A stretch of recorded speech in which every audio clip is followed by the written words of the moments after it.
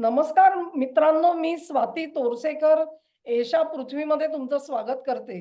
आज आपल्याकडे पुन्हा गौरी पिंपळेताई आलेले आहेत. त्यांचा चॅनेल आहे गौरीनॉमिक्स यूट्यूब चॅनेल आहे. हा व्हिडिओ जो आहे तो दोन्ही चॅनेलवर प्रदर्शित केला जाईल. तेव्हा तुम्ही ज्या कुठल्या चॅनेलवरती तो बघत असाल त्या चॅनेलला सबस्क्राईब करा. व्हिडिओ आवडला तर तो लाईक आणि शेअर सुद्धा जरूर करा. गौरीताई नमस्कार, तुमचं स्वागत करते. सुरुवातीला आम्ही एक दिवसापूर्वी व्हिडिओ केलेला होता. मला वाटतं तो पाडव्याचा दिवस होता आणि तेव्हा अ, भारतामधले आणि इतरत्रचे काही शेअर बाजारामध्ये खूप मोठी घसरण झाली होती. चलन कोसळलं होतं आणि तेव्हा आम्ही एक सांगितलेलं होतं की आता आम्हाला प्रतीक्षा अमेरिकेच्या बाजाराची आहे. तर त्या दिवशी आम्ही जेव्हा ट्रॅक केलं त्यावेळी अमेरिकन बाजारामध्ये फारसा फरक पडलेला दिसला नाही.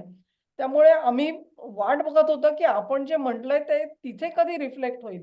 तर ते बरोबर जवळ-जवळ 24 तासांनी रिफ्लेक्ट झाल्यासारखं दिसतंय आणि कालच्या दिवसामध्ये एक मोठी घटना घडली आहे अमेरिकन स्टॉक मार्केटमध्ये. ती नेमकी काय आहे त्याच्याबद्दल आज गौरीताई आपल्याला माहिती देणार आहेत. तर गौरीताई, तुम्ही तुमची जी माहिती आहे आणि तुमचं विश्लेषण दोन्ही ऐकायला आम्ही उत्सुक होतो आज. नमस्कार. काल अमेरिकन स्टॉक मार्केटमध्ये संपूर्ण बघितलं तर $1 ट्रिलियन लॉस झालेला आहे. $1 ट्रिलियन म्हणजे खूप मोठा लॉस आहे. आपल्याकडे ट्रिलियन आपली इकॉनॉमी 4 ट्रिलियनची आहे. हो, म्हणजे 4 ट्रिलियनची जवळ-जवळ आहे. 3 म्हणजे महिन्याचं उत्पन्न संपलं तिकडे आपलं आपलं असं धरा. हो हो, म्हणजे ह्याच्यामध्ये $1 ट्रिलियन म्हटल्यानंतर काही वेळेस असं सांगावं लागतं की तुम्ही ना ट्रिलियन ते आकडे लिहून बघा किती शून्य आहे. 15. 15 शून्य, एकावरती 15 शून्य म्हणजे एवढा मोठा आकडा दिसल्यानंतर लक्षात येतं ट्रिलियन म्हणजे काय आणि केवढा मोठा लॉस झालेला आहे. म्हणजे आता अमेरिकन इकॉनॉमीची व्याप्ती मोठी असल्यामुळे 1 ट्रिलियन म्हटल्यानंतर त्यांच्यासाठी ते खूप लहान झाले. त्यांची $30 ट्रिलियन इकॉनॉमी आहे म्हणून $1 ट्रिलियन कमी आहे. पण तरी लहान किती देश त्या 1 ट्रिलियन मध्ये बसतील इकॉनॉमीचे हे आपण काउंट केलं तर बरेच असे असतील लहान लहान देश की ते $1 ट्रिलियन इकॉनॉमी मध्ये बसतील. तर इतका मोठ्या प्रमाणावर लॉस झालाय आणि हा लॉस एक दाखवतो की अमेरिकन अर्थव्यवस्था म्हणण्यापेक्षा डॉलरवरचा विश्वास थोडाफार डळमळीत झालाय. आणि त्याचं कारण असं तुम्ही एक स्क्रीन शेअर करा ना, तो तुमच्याकडे आहे तो. हो हो, हा, तो अतिशय इंटरेस्टिंग स्क्रीन आहे गौरीताईंकडे. तो आपण बघूया आता. सगळी मजा त्याच्यामध्ये दडलेली आहे. हा, राईट. हा ज्यांनी बनवलाय त्यांनी इतका म्हणजे काय म्हणू आपण त्यांना त्यांच्या टॅलेंटला खरंच एक सलाम करायला पाहिजे की त्यांनी स्ट्रेट ऑफ हॉर्मोज बेस मध्ये दाखवलाय आणि तो त्याचा एकच हे दाखवलाय एक काय म्हणतो आपण दगड सारखा दाखवलाय आणि तो काढून घेतल्यानंतर वरच्या सगळ्या डोलारा त्याच्यावरती अवलंबून आहे. विजन एका 2040. खांबावरती जगाची अर्थव्यवस्था हो दाखवली आहे त्यांनी. फार तुमचे हो, इथले AI ऑप्टिमायझेशन, डेटा अनालिसिस वगैरे पर्यंत गेलेले आहेत, पण ते सगळे मनोरे हे एका होर्मुझच्या आखातावरती कसे अवलंबून आहेत. त्याचं खूपच सुंदर चित्र तयार केलेलं आहे. आता तुम्ही सांगू शकता. हो. आणि याच्यामध्ये स्ट्रेट ऑफ हॉर्मुझ मधून तेल बाहेर येतं ते त्याच्यावरती परिणाम झाल्यानंतर ते तेल ज्या ज्या व्यवसायामध्ये वापरलं जातं वेगवेगळ्या प्रकारचे खरं तर ते वेगवेगळ्या प्रकारचे रासायनिक पदार्थ आहेत. फक्त तेल आणि नैसर्गिक वायू म्हणण्यापेक्षा वेगवेगळ्या प्रकारचे रासायनिक पदार्थ आहेत आणि ते बऱ्याच वेगवेगळ्या उत्पादन करण्यासाठी मॅन्युफॅक्चरिंग इंडस्ट्रीज मध्ये वापरले जातात. त्यामुळे काय त्या सगळ्या व्यवसायांना त्या सगळ्या उद्योगधंद्यांना याचा फटका बसणार आहे इथपर्यंत डेटा अॅनालिटिक्स पर्यंत. म्हणजे डेटा अॅनालिटिक्स म्हणजे AI शी रिलेटेड जे काही असतील प्रोडक्ट्स त्याच्या उत्पादनावरती सुद्धा परिणाम होणार आहे. त्याच्यामुळे तो परिणाम इतका मोठा आहे की लॉंग रेंज स्ट्रॅटेजिक प्लॅन मध्ये स्ट्रेट ऑफ हॉर्मुझ इतकी महत्वाची आहे. तो एक खांब काढल्यानंतर अख्खा तो डोलारा कोसळून पडेल असं एकूण चित्र आहे. या चित्रावरून हे दिसतंय आणि आपल्याला ते हे चित्र असल्यामुळे सहज लगेच लक्षात येतं की काय काय त्याच्यावर अवलंबून आहे हे.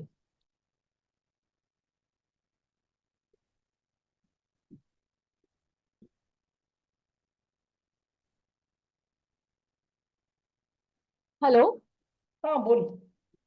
आता पुढचं हा. दाखव तुझं. हा, पुढचं दाखवू चित्र?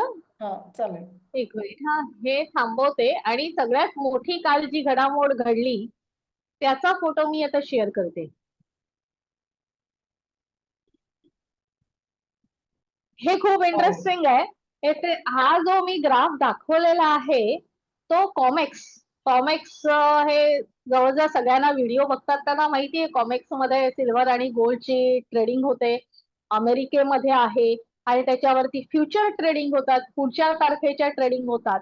त्याच्यामध्ये डिसेंबर 2026 साठी जे सोन्यावरती जी ट्रेडिंग झालेली आहे फ्युचर ट्रेडिंग ती $15,000 पर औंस या रेटला त्यांनी विकत घेतलेले आहेत आणि $20,000 पर औंस या रेटला विकलेले आहेत डिसेंबर 2026 मध्ये. आणि हे कधी झालंय तर हे जसं हे एक्सकलेट झालं, युद्ध मोठ्या प्रमाणावर सुरू झालं, युद्धाची व्याप्ती वाढली, तसं डिसेंबर 2026 ची फ्युचर ट्रेडिंग मध्ये सोन्याचे दर $15,000 $15,000 पर औंसने विकत घेतलेले आहेत आणि $20,000 पर औंसने विकलेले आहेत. याचा अर्थ असा होतो की एकूण फायनान्शियल सिस्टम जी आहे त्याच्यावरती येणारा ताण आहे तो खूप मोठ्या प्रमाणावर आहे. आणि ही जी सोन्याची ट्रेडिंग झालेली आहे फ्युचर ट्रेडिंग मध्ये ती लहान नाहीये, तर ते 1.1 मिलियन औंस इतके मोठे कॉन्ट्रॅक्ट आहेत. ते 1.1 मिलियन औंस 11 लाख औंस. एक औंस म्हणजे 28.5 ग्रॅम. ह्याच्याप्रमाणे जर कॅल्क्युलेट केलं तर 11 लाख औंसाची जी ट्रेडिंग झालेली आहे डिसेंबर 2026 ची ती असं दाखवते की येणारं संकट, आर्थिक संकट हे मोठं आहे आणि ते केओस दाखवणार आहे. आता हे कसं आहे का आहे तर त्याचं कारण आत्ताच आपण बघितलं उद्योगधंद्यांवरती जे परिणाम होणार आहे. स्ट्रेट ऑफ हॉर्मुझ मधून येणारं तेल आणि नैसर्गिक वायू त्याच्याबरोबर बाकीचे जे रासायनिक पदार्थ आहेत ते बंद झाल्यामुळे बऱ्याच उद्योगांना जो फटका बसणार आहे त्याच्यामुळे हे सगळं क्लिअर कट दिसतंय की सोन्याच्या किमती वाढणार आहेत आणि त्याच्यावरती आधीच फ्युचर ट्रेडिंग झालेली आहे. आणि ही कालपासूनची सगळ्यात मोठी फायनान्शियल ह्याच्यामधली बातमी होती, फायनान्स वर्ल्ड मधली, आर्थिक क्षेत्रातली, की त्याच्यामुळे सगळीकडे त्याचा वाईट परिणाम दिसलेला आहे. असं म्हटलं जातं की ही बातमी आली आणि अमेरिकन स्टॉक मार्केटवरती इफेक्ट झाला. आज आपल्याकडे स्टॉक मार्केट बंद आहे त्याच्यामुळे कळायला मार्ग नाही. तसं ते इफेक्ट त्याचा दिसेल तर सोमवारी की हे जे काही दिसलेलं आहे त्याचा अजून स्टॉक मार्केटवर परिणाम होतोय का काय हे आपल्याला सोमवारी कळू शकेल. तोपर्यंत आपल्याला कळणार नाही. पण हे दिसणारं चित्र जे आहे ते पुढे येणाऱ्या आर्थिक संकटाची आणि त्याच्यामुळे संपूर्ण जगभरात जो गोंधळ उडेल त्याची चाहूल देणार आहे एवढं मात्र नक्की. काय म्हणते स्वातीताई? हो, कसं आहे ना, आता तिने सांगितलं फ्युचर्स म्हणजे आपल्या मराठी भाषेमध्ये त्याला काय म्हणतात माहितीये का, सट्टा लावलेला आहे. सट्टेबाज असतात ना की ते सट्टे लावतात की बघ डिसेंबर मध्ये गोल्ड जे आहे ते $15,000 पर हंसाला जाणार आहे. असा त्यांनी सट्टा लावलेला आहे आजच्या घडीला. कितीचा तर त्या म्हणतायत 1.1 मिलियन औंस म्हणजे 11 लाख औंस. ह्याच्यासाठी लोकांनी एक लक्षात घ्या, कॉमेक्स वरती असा सट्टा लावता येत नाही तुम्हाला. तुम्ही जर का ₹100 सट्टा लावलात तर तुम्हाला तिकडे ₹30 डिपॉझिट करायला लागतात. बरोबर आहे ना? हे काहीतरी एक प्रमाण हो, आहे हो. त्याचं आणि ते प्रमाण हल्लीच्या प्रीमियम आहे हा तो वाढवलेला आहे. म्हणजे त्यांचं. पूर्वी 5% 6% असेल तो आता बराच वाढवला गेलेला आहे. एक तुम्हाला उदाहरण म्हणून सांगते, हीच फिगर धरू नका पण हा सट्टा जो लावला गेलेला आहे तो महत्वाचा आहे. ह्याचा अर्थ असा आहे, सट्टा लावणारे जे लोक आहेत त्या लोकांना जगामध्ये काय काय आर्थिक संकट येणार आहे त्याची थोडीशी चाहूल ते दाखवत आहेत. सोनं जर का एवढं महागणार असेल तर उरलेल्या वस्तू ह्या कशा महागल्या जातील त्याचा विचार करा. म्हणजे घरं असतील, तुमची साधी रोजच्या वापरातल्या वस्तू, त्यांची निकडीच्या ज्या वस्तू म्हणतो आपण, त्यांच्याही प्राइसेस प्रचंड भरमसाठ वाढलेल्या तुम्हाला दिसतील. आणि ह्याचं सगळ्याचं मूळ जे आहे ते परत आम्ही जो परवाचा व्हिडिओ केलेला होता त्याच्याशी पुन्हा एकदा जोडा, की जे आर्थिक संकट येऊ घातलेलं आहे त्याच्यामध्ये इराण युद्धाने भर टाकलेली आहे असं आपण म्हणू शकतो. आणि गोष्टी ज्या आहेत त्या ॲक्सिलरेट झाल्यात म्हणजे त्याचा वेग वाढलेला आहे. जे आधीचं त्यांनी एक चित्र दाखवलं, की होर्मुझ वरती ती सगळी इमारत कशी तोडली गेलेली आहे. कारण होर्मुझ मधलं संकट जोपर्यंत राहील तोपर्यंत हे अर्थव्यवस्था ह्या डब्यात जातील आणि आजच्या घडीला ह्याचा अर्थ असा हा जो बेट लावणारे जे सट्टा लावणारे लोक आहेत, त्यांची अशी अपेक्षा आहे, की हे युद्ध इतक्यात थांबणार नाही. किंवा जरी थांबलं तरी देखील त्याचे परिणाम जे आहेत ते दूरगामी असतील, दीर्घकालीन असतील आणि म्हणून डिसेंबर पर्यंतचा सट्टा लागलेला आपल्याला दिसतोय. ही जी बातमी आली ती त्याच्यानंतर गौरीताई शेअर बाजार कोसळला अमेरिकेतला. हो हो. हां आणि त्याच्या त्याच्यानंतर शेअर बाजारात हो $1 ट्रिलियन वाईप आउट झाली. म्हणजे मी ते जे चित्र बघितलं ना शेअर बाजाराचं, तर तो असं बोर्ड दाखवतात नॉर्मली अमेरिकेमध्ये आणि मग त्याचं अ, हिरवा रंग किंवा लाल रंग असं एक संमिश्र चित्र असतं नॉर्मली, की हा शेअर वधारला, तो शेअर घसरला असं जे असतं, ते हिरवं आणि लाल असं एक तुम्हाला झटकन दाखवतात ते. काल मी बघत होते त्या बोर्डावरती सगळं लाल, लाल, लाल, लाल, लाल दिसत होतं. म्हणजे क्वचितच एखादा शेअर असेल जो वधारला असेल किंवा ज्यांनी किंमत आपली टिकवून धरली. सगळे शेअर जे आहेत त्याच्यामध्ये प्रचंड घसरण झाली आणि त्याच्यात आपल्या आय-टी कंपन्या सुद्धा मला वाटतं त्या कदाचित फोरफ्रंटवर असतील. सांगता येत नाही. हो हो अगदी. हां, म्हणजे काल मार्केटमधल्या जेवढ्या स्क्रीन होत्या त्या सगळ्या जवळजवळ लालच होता. 99.99% हां, सगळीकडे लाल रंगच पसरलेला होता. इतकी हां. ती घसरण झाली होती काल. ओके. तर आता सोमवारी उघडल्यानंतर आपल्याला आपल्याकडचा अंदाज येईल काय हां, कसं होईल ते. हां, ह्याच्यामध्ये अजून एक मी शेअर करते हां, हे हां, स्क्रीन फोटो हां, आहे माझ्याकडे. हां. तो पण तितकाच इंटरेस्टिंग आहे. जो आपण आधी केलेला व्हिडिओ होता त्याच्याशी रिलेटेड आहे. रिलेटेड. आपल्या प्रेक्षकांनी आधीचा व्हिडिओ आपला बघितला असेलच प्रायव्हेट क्रेडिट फंडाचा. हो, हो. प्रायव्हेट तर क्रेडिट ही बातमी मार्केटवर आहे. आपण केला होता एक व्हिडिओ तो आठवत असेल हो. तुम्हाला. हो, हो. तर Goldman Sachs and JP Morgan offer hedge funds ways to bet against private credit market. याच्यामध्ये खाली त्यांनी लिहिलंय Goldman Sachs group and JP Morgan Chase and company are offering hedge fund clients ways to bet against the 1.8 trillion private credit market, Bloomberg reported Thursday, citing people with knowledge of the matter.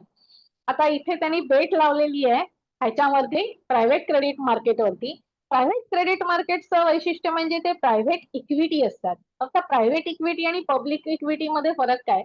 तर public equity ज्या असतात त्या listed आहेत, त्या stock मार्केटमध्ये आहेत. त्याच्या व्हॅल्युएशनच्या काही मेथड आहेत, त्या व्हॅल्युएशनने त्या स्टॉक मार्केटमध्ये आहे. पण जेव्हा प्रायव्हेट इक्विटी आपण म्हणतो त्या लिस्टेड नाहीये, त्या मार्केटमध्ये नाहीये, तर त्याचं व्हॅल्युएशन हे प्रायव्हेट होतं. म्हणजे त्याच्यात कोणतेही काही स्पेसिफिक प्रोसेस असतील वगैरे असं काही नाहीये. ते जो कोणी करेल त्याच्याप्रमाणे व्हॅल्युएशन. म्हणजे त्यांचं जे प्रायव्हेट इक्विटीचं जे व्हॅल्युएशन दाखवलेलं आहे त्या व्हॅल्युएशनवर प्रायव्हेट क्रेडिट फंडांनी लोन दिलेली आहे. आणि आता ते व्हॅल्युएशन खूप मोठ्या प्रमाणावर आहे. तेवढ्या प्रमाणावरती असेट त्या बिझनेस कंपन्यांकडे नाहीयेत.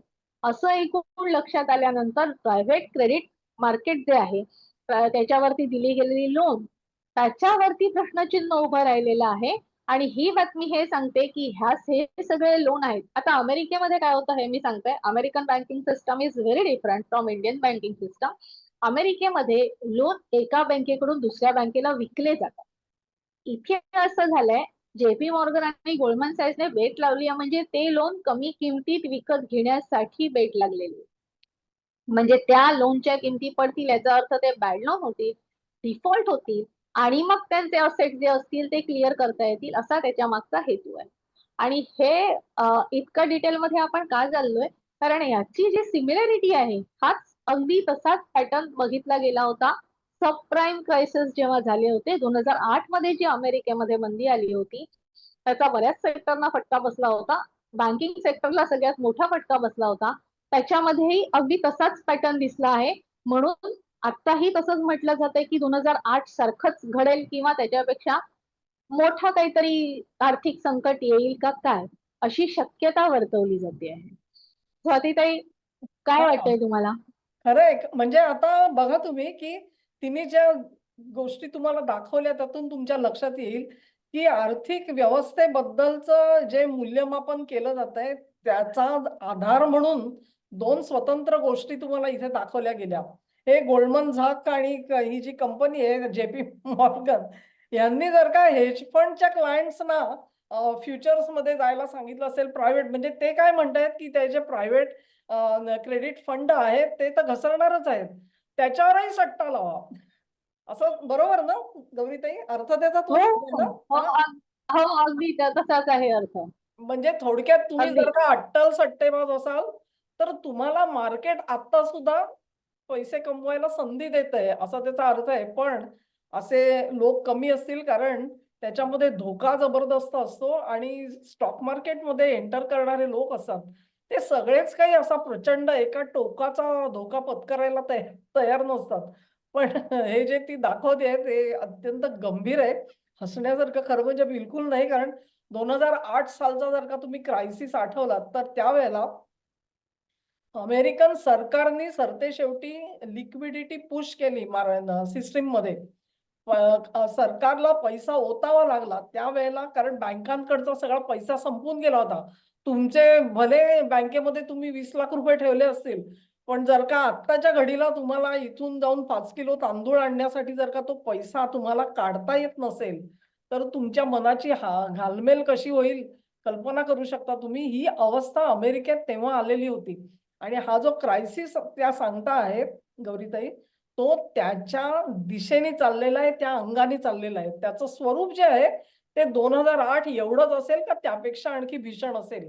याबद्दल सध्या लोक तरतम करत असतील कदाचित. पण दिशा मात्र आता ठरलेली आपल्याला दिसते आणि मुदत त्याची काय असेल त्याचा काही अंदाज सांगितलाय का गौरीताई? काही सांगू शकत नाही आपण.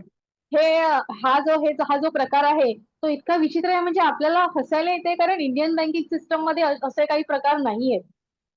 हे सगळे अमेरिकन बँकिंग सिस्टमचेच प्रकार आहेत. आणि एक तुमच्या लक्षात येईल अमेरिकन स्टॉक मार्केटचा ट्रेंड त्यांचे फ्युचर्सचे ट्रेडिंग असतात ना त्याच्यावरती त्यांच्या बेट फार जबरदस्त असतात. ते हां. काय एवढे ऑब्सेस आहेत फ्युचर ट्रेडिंगसाठी मला माहित नाही. पण अमेरिकन मार्केट हे मोस्टली फ्युचर ट्रेडिंग वरती फार ऑब्सेस्ड आहे. आणि त्याच्यामुळे त्यांच्याकडे आता इथे आपण एक विषय केला की इथे असं कोण बेट लावणार. तर ह्या बेट लावणारे इन्व्हेस्टमेंट बँकर्सच असतात. म्हणजे मोठी जी इन्व्हेस्टमेंट बँकर्सची नावं आहेत इथे दोन आहेत गोल्डमॅन साइज आणि जेपी मॉर्गन. त्याच्यामुळे मॉर्गन स्टॅनले असेल किंवा अजून बँक ऑफ अमेरिका असेल असे मोठे इन्व्हेस्टमेंट बँकरच याच्यामध्ये बेट लावतात.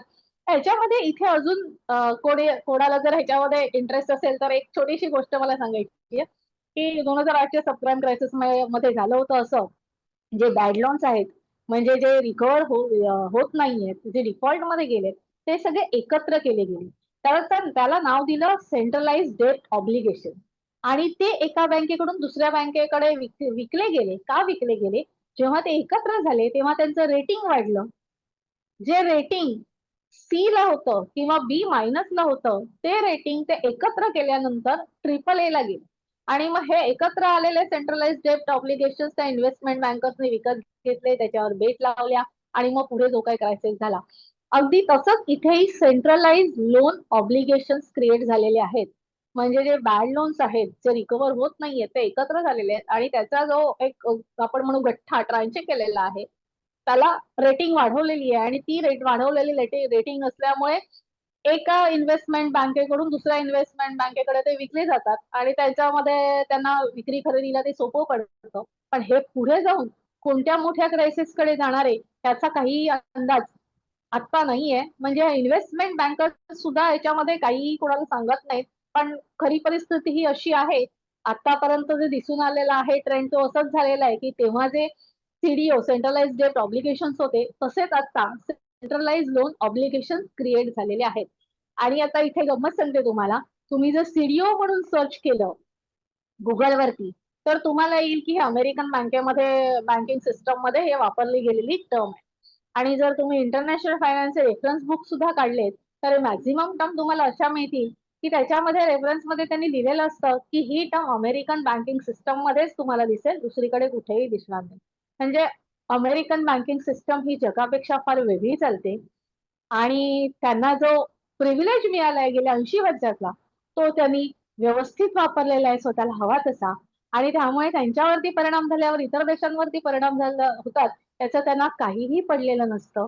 ते फक्त स्वतः डॉलर मस्तपैकी प्रिंट करतात आणि स्वतःचा जो ऍडव्हान्टेज आहे तो घेतात. एवढंच या आतापर्यंतच्या क्रायसिस मधून दिसून आलेलं आहे. काय म्हणाल स्वातीताई? म्हणजे एक पहिलं आश्वासन द्यायला पाहिजे आहे की भारतामध्ये असं काही घडणार नाहीये. कारण आपली बँकिंग सिस्टीम सुदृढ समजली जाते. त्याच्यामध्ये जे चेक्स अँड बॅलन्सेस आहेत ते तसेच्या तसे ठेवलेले आहेत. त्यामुळे तिकडचा जो क्रायसिस आहे तो तुम्हाला स्टॉक मार्केटमध्ये त्याचा थोडाफार परिणाम कदाचित होईल भारताच्या. पण तुमचं बँकिंग जे आहे ना ते ज्या पद्धतीने तिकडे कोसळतं तसं इथे पूर्ण कोसळले. एक बँक कोसळली म्हणून दुसरी कोसळली म्हणून तिसरी कोसळली. ही जी चेन झाली 2008 मध्ये तसं भारतामध्ये होऊ शकत नाही. कारण आपल्याकडे तसे चेक्स अँड बॅलन्सेस ठेवलेले आहेत. त्यामुळे गंमत अशी आहे की मला ते त्या सट्टा ह्या प्रकारामुळे मला हे वाटतं. आणि आणखी एक रेफरन्स कदाचित गौरीताई त्याचा जास्त आपल्याला विशद करून सांगतील. ह्या लोक तुम्ही म्हणाल की हे एवढं धाडस होतं कसं ह्यांचं, एवढे मिलियन्स ऑफ डॉलर्स ते सट्टे कसे काय लावतात. तर आता सध्याच्या घडीला चांदीवर सुद्धा असेच सट्टा लावलेला होता. आणि मग जेव्हा लक्षात आलं की अरे आपण तर घाट्यात जाणार आहोत असे सट्टे लावून, ते झाल्याबरोबर हे जे सगळे मोठी मोठी एक्सचेंजेस आहेत ना त्याच्यामध्ये अचानक टेक्निकल ग्लिच निर्माण झाला. आणि काय झालं त्याचं वर्णन सांगा. तो ते तर म्हणजे हं. कमाल आहे. टेक्निकल ग्लिच त्यांनी प्रत्येक वेळेला त्यांचे जेव्हा शॉर्ट पोझिशन क्लिअर करायचे असतात. आता चांदीचे शॉर्ट पोझिशन्स मध्ये सांगते काय आहे. त्यांनी ती हे केली दर कमी होतील म्हणून विकत घेतली आणि ऑलरेडी चांदी विकलेली होती. पण ती त्यांच्या हातात नव्हती. आणि मग ती विकलेली असते ती त्यांना जेव्हा त्यांचे मॅच्युरिटी पिरियड असतो तेव्हा एकतर चांदी डिलिव्हर करायची असते किंवा कॅश सेटलमेंट करायची असते.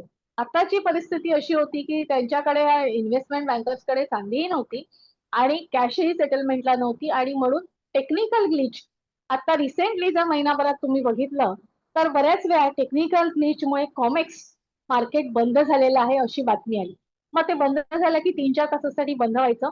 मग त्यांचं ते काय चांदीचा दर तेवढ्या प्रमाणात खाली यायचा. मग त्यांचे सेटलमेंट असायच्या त्या ते करून घ्यायचे आणि मग परत चांदीचा दर वरती जायचा. हा पॅटर्न गेल्या महिन्या 2 महिन्यामध्ये कंटिन्युअस दिसलेला आहे. आता युद्ध चालू झाल्यानंतर एक दिवस तर London Boolean market association LBMA सुद्धा एका दिवसासाठी बंद होता टेक्निकल ग्लिच झाला.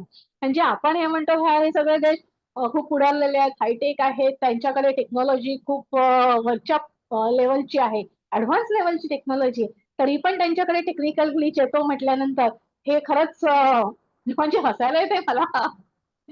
काय म्हणावं याला. त्यावरही सट्टा लावत असतील कदाचित. ग्लिच करता येईल का की नाही पण सांगता येत नाही. बहुतेक बहुतेक सवय लागली आहे.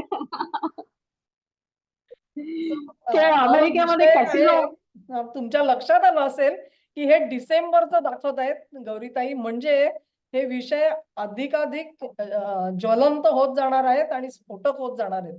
तेव्हा ही आर्थिक विषय आंतरराष्ट्रीय लेवलचे आर्थिक विषय जे आहेत तो धागा जो आहे आमचा, तो प्रवाह जो आहे आम्ही तो असाच चालू ठेवणार आहोत. आणि त्याच्यामध्ये जर तुम्हाला कुठल्या विषयासाठी काही इंटरेस्ट असेल आणि हे आम्हाला थोडंसं जास्त स्पष्ट करून सांगा तर मला ईमेल पाठवा.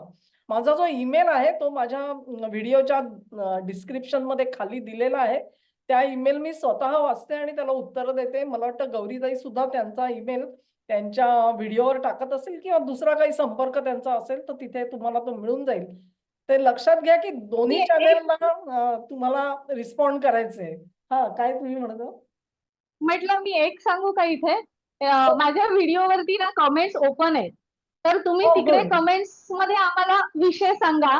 आम्ही तसे विषय घेऊ. आणि आता आपला एक विषय निघाला होता आता सट्टाचा म्हणून त्याला कॅसिनोची फार सवय आहे अमेरिकन्सना. खरंय. त्यांच्या सगळ्या मूव्हीमध्ये कॅसिनो कुठे ना कुठे तरी येतोच. येस. त्याच्यामुळे फायनान्सवर हे पण त्यांना कॅसिनो वाटतं की काय असं कुठेतरी वाटतं, असं कुठेतरी वाटावं असं सगळं चाललेलं आहे. आणि आपण सेफ बँकिंग सिस्टम मध्ये आहोत. Indian banking system is a safest. त्यामुळे आपण इतकं हसू शकतो. पण ज्यांना त्याचा त्रास झालाय 2008 मध्ये त्रास झाला असेल, नोकऱ्या गेल्या असतील, त्यांच्यासाठी हे खूप पेनफुल आहे की तेव्हा त्यांचे घरं जाणं किंवा त्यांचे जे काही ठेवलेल्या डिपॉझिट्स होत्या ते जाणं, म्हणजे आपण जमवलेली पुंजी असतो ती जाणं. तर आपण इथे सेफ असल्यामुळे आपण हसू शकतो, पण खरंच हा तसा हसण्यासारखा विषय नाहीये. अमेरिकन बँकिंग सिस्टमने सिरियसनेस दाखवायला पाहिजे, हे इथे जाणवतं. खरंय, अतिशय खरंय. म्हणजे तिथे अनेक लोक आयुष्यातून उठतात कधी-कधी. कारण ती जी घराची कर्ज असतात ती फेडता येत नाहीत आणि मग जी काही फरफट होते. ह्याच्या मी अनेक कथा तिथल्या सुद्धा वाचलेल्या आहेत. कदाचित एके दिवशी त्याही याच्यावरती आपल्याला व्हिडिओ करता येईल आणि कशाप्रकारे माणूस नांगवला जातो तिकडे. बरं ते त्याला एक आणखी सेकंड मॉर्गेज नावाचा एक प्रकार आहे अमेरिकेमध्ये. त्याची पण माहिती घेऊ कधीतरी आपण. तर आजचा विषय जो आहे तो आम्ही थोडा म्हणजे सोपा करून सांगण्याचा प्रयत्न केलेला आहे. तुम्हाला आवडला असेल अशी आशा करते, आवडला असेल. तर व्हिडिओला लाईक करा, लिंक शेअर करा, चॅनेलला सबस्क्राईब दोन्ही करायचंय आणि तुमचं सहकार्य आहे आमच्यासोबत असंच कायम राहू द्या. नमस्कार. धन्यवाद.